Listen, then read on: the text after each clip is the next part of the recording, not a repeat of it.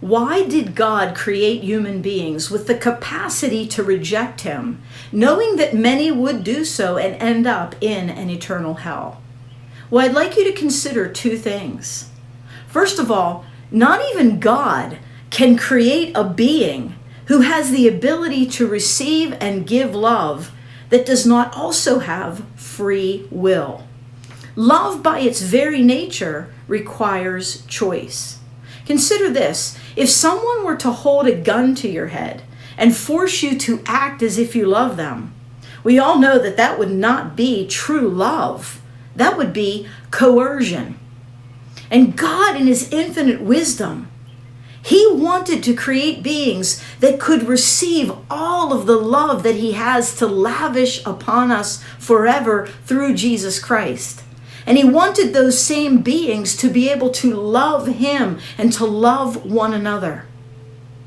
You see, God is love. Father, Son, and Holy Spirit from eternity past have loved one another.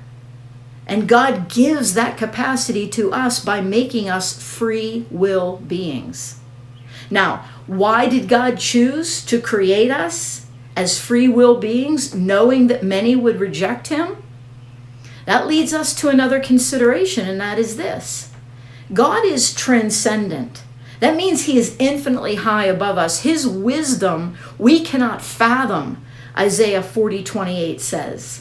And so for us to try to outthink God or argue against the decision that God has made, thinking that we somehow know better, God, no, it's not worth it to create human beings with free will if some are going to reject you forever. For us to say that is actually going against reason, because our ability to think itself comes from the one who made us to be thinkers.